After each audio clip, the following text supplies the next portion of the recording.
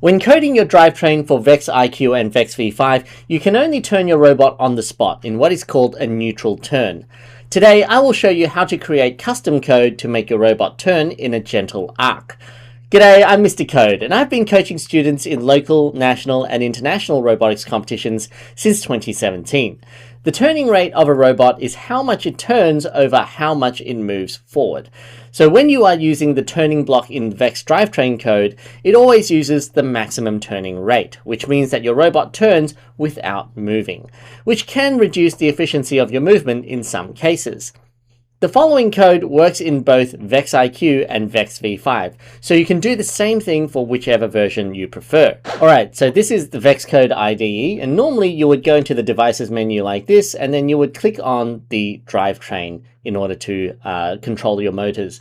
But instead of doing that, we're going to add single motors for each of your wheels. So you choose your motor.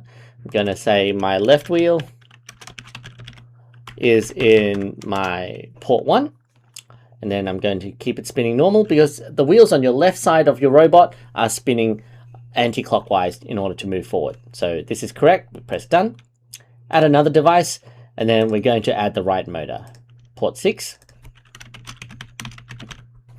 And because on the right-hand side of your robot, the wheel has to spin clockwise to move forward. So we have to reverse this wheel. And we press done. And okay, so when we are getting started, we want to write a function so that we can control the left and right wheels in relation to each other when it is turning. So I'm going to go into logic, scroll down to where it says make a block. This is my logic blocks. Make a block. I'm going to call this tank turn seconds. And then we're going to add 3 inputs. The left speed, add another input, right speed, and finally the number of seconds. So we want to give it 3 parameters for this function. First, we're going to say what the left motor speed is, and then we can say what the right motor speed is, and then the number of seconds to spin for. And this allows us to make the robot move in a gentler turn by reducing the differences between these 2 speeds. So press OK. And then over here, we have a definition for our function. So we want to move the left speed and the right speed for a certain number of seconds. So we need to go into sensing, first of all, to clear our timer. Okay, then we scroll down to clear our timer. It's not in here. Here we go. It's in logic. Reset the timer. And then we're going to repeat until the timer reaches the number of seconds that we've specified. So we say repeat until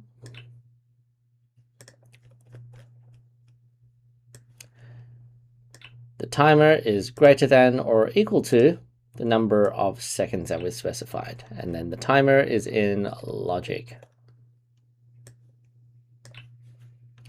What are we repeating? We're changing the speed of our left and right speeds of our motor. So we're going to say set left wheel velocity to be the left speed, and then set the right wheel velocity to the right speed. And then we spin forward.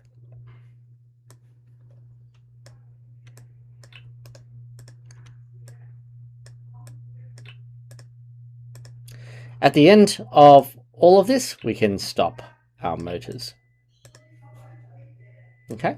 So now if I wanted to make a gentle turn towards the right, all I have to do is drag in our new block and then make the left side slightly more quicker than the right side. So the left side could be 100% speed, right side could be 80% speed, and we move for 2 seconds. That will make it in a move in a gentle turn towards the right. If I want to move it towards the left, then I just make the left side slightly slower than the right side. Now make it move gently towards the left. What if I want to still use a neutral turn? What if I want to turn on the spot? Then all I have to do is change it so that I'm moving the left side at 100% and then the right side at negative 100%. and then that will make it spin on the spot. Of course, if you want to change the speed, if this is changing too quickly, then I can spin the left side for, say, 30% speed, and then the right side to be negative 30% speed, and then it will turn on the spot a little slower. Now, I spend a lot of time making robotics videos just like these, so if you find it useful or helpful, then please consider liking and subscribing to my channel. It is your support that lets me continue to make STEM videos, so I thank you in advance. Another way you can write the code is to move your robot a specified number of motor rotations instead of seconds. And this can be more useful if you want to move it in an arc, but also a very specific distance. So if we want to turn the robot based on the rotations of the motor, we're going to make a few changes. Firstly, we're going to change our pass function to be using rotations instead of seconds. Press OK. And then we're going to remove the seconds block from that logic block. We're also going to reset our left and right motor turn positions. So here, up in motion, we're going to set your left wheel position to 0 turns, and then do the same thing for the right wheel. Right wheel is also at 0 turns. So what are we going to count instead of the timer? Oh, we don't need the timer anymore because we're not basing it on any of the time. We're going to base our turn on the accumulated rotations of both our left and right motors. Now this is a bit tricky because your left motor and your right motor, they can be rotating in opposite directions, which cancel each other out. So we're going to need to use the absolute value mathematical parameter. What that does is it turns all negative numbers into positive numbers. So we're always accumulating rather than decreasing from each other.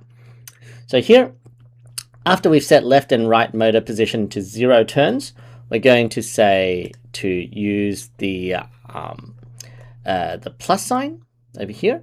And what we're going to add is the left motor turns plus the right motor turns, but the absolute position of them both. So here, this ABS function is going to do that for us. We're going to go into here, look for the left wheel position.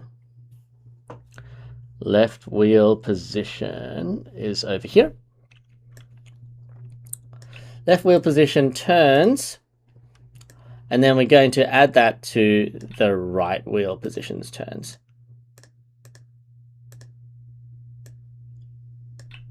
I'm going to zoom out a little bit more so you can see. Okay, so now if we have that,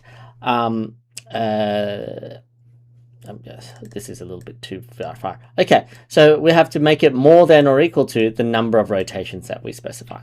Okay, and that's it. That is how we make it so that we rotate, we turn the robot based on the amount of motor rotations from the left and right motor.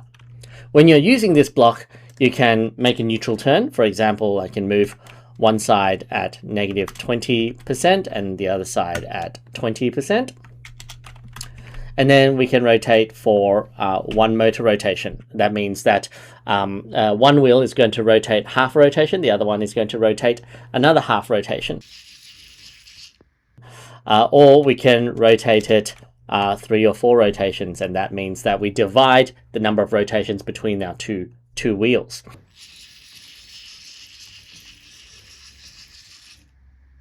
If I want to make a more gentle turn, that is exactly the same thing. So if I move one side at 80% and then the other side at 20%, it's going to accumulate the number of rotations of both the wheels until it reaches 3 rotations in total. Then it stops the motor. This makes it so that it's a lot more accurate when you're trying to move a specific distance, and you don't want that to change depending on different circumstances. The only drawback is that it will try to always reach this motor rotation limit rather than stop at a certain amount of time. Make sure you save it as a new file, call it tank turn rotations. Before we add sensors to make your turn code even more reliable, I want to introduce my non-profit ASTEM Incorporated. ASTEM is the international partner for RECF competitions in Australia, and our mission is to deliver robotics competitions with integrity, fairness, and education at its centre. Through our partnership with the REC Foundation, we support students, schools, coaches, and volunteers as they take part in world-class drone and robotics competitions. To start your team's journey to the World Championships, the first step is to register your team. So be sure to sign up at recfevents.org. To control the turn using a gyro sensor in order to make it stop at a really accurate angle, then what you do is use the internal gyro sensor for the VEX IQ2 brain, or you can use an external inertial sensor for VEX V5, but the code is all the same. So first of all, we're going to save our code as tank turn angle. And then we're going to change our function to use angle instead of rotation. So press OK. Another thing you need to do is to make sure that you're using the gyro sensor inside our brain. So here, it's already in there. That's excellent.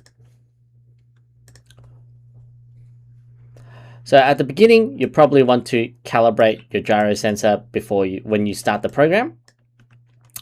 After that, we are doing exactly the same thing, except we're not using rotations here and we're not using the absolute value here.